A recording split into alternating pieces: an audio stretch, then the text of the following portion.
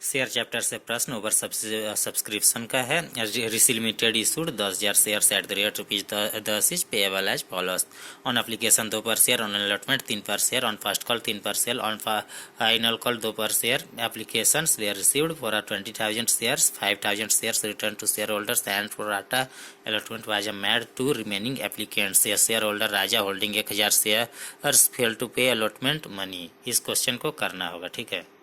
पहला एंट्री देख लेंगे, बैंक अकाउंट डेबिट हो गया 40,000 टू शेयर एप्लीकेशन अकाउंट, ये सबको जा रहा है। To share application account second entry debit हो गया 40,000 टू शेयर कैपिटल अकाउंट हो गया 10,000 रिसीव किया था तो उतना ही डालना होगा। टू बैंक अकाउंट हो गया 5,000 रुपये सब हो गया। तीसरा एंट्री देखेंगे, वर्किंग नोट्स देखेंगे। As applicants allotted for 10,000 shares we are applied for 15,000 shares. 10,000 shares मांगने पर 15,000 शेयर के लिए अप्लाई करना पड़ेगा। Applicants allotted for 1,000 shares we are applied for 15,000 divided by 10 into में 1,000 तो निकल गया 1,500 शेयर्स के लिए अप्लाई किया है, ठीक है। इस शेयर होल्डर राजा, ये राजा ने फाइल किया है 1,000 शेयर अलॉटमेंट पे नहीं दिया तो अप्लाइड किया था 1,500 शेयर्स के लिए, ठीक है। तो उसका निकाल लेंगे। आगे निकल जाएगा excess application money received from Raja 1,500 shares minus 1,000 shares 500 into में 2 तो हो जाए 500 शेयर्स इंटू में 2 तो 1,000 रुपया आपको अधिक दिया है, मतलब एडवांस दे दिया अलॉटमेंट का एप्लीकेशन के टाइम में राजा ने। आगे देखिए, amount due from Raja on allotment 1,000 into में 3,000 रुपया हो गया। Less excess received from Raja on application 1,000, फिर net amount due from Raja on allotment 2,000। या इस तरीके का लकीर खींच दीजिएगा।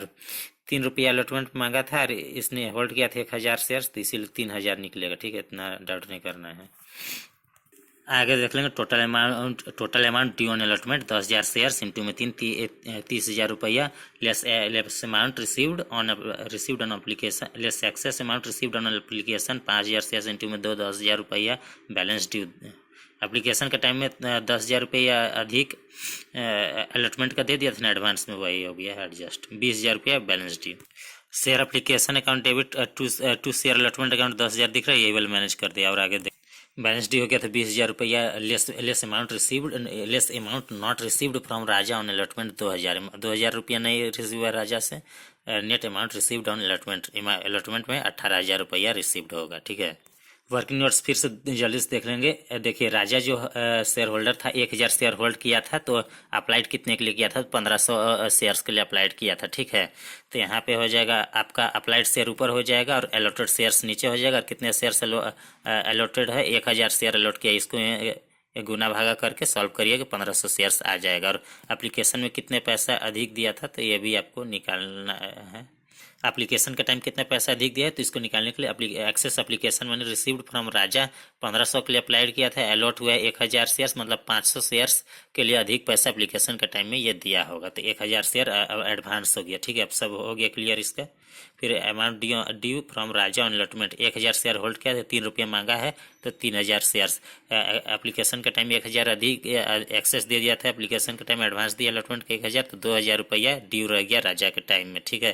तो और बाद बाकी एप्लीकेशन के टाइम में 5,000 शेयर्स इंटू में 10,000 रुपया एप्लीकेशन के टाइम एडवांस हो गया है अलॉटमेंट का, ठीक है। बाद बाकी राजा का 2,000 रुपया नहीं मिल रहा है तो हो गया 18,000 रुपया।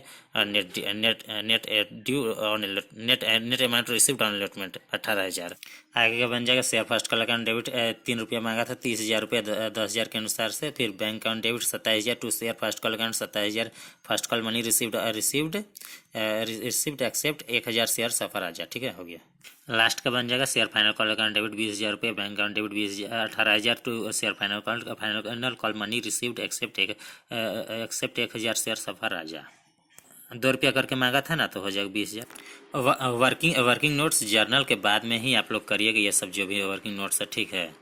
एग्जाम में ऐसा करिएगा जो लास्ट का 30 पेज होगा ना, 30 पेज से वर्किंग नोट्स करिएगा तो 32वां पेज तक में ही कंप्लीट हो जाएगा। तो वर्किंग नोट्स 2 प्रकार का करना है, एक रफ वर्किंग नोट्स, एक फेयर वर्किंग नोट्स कर लीजिएगा, ठीक है।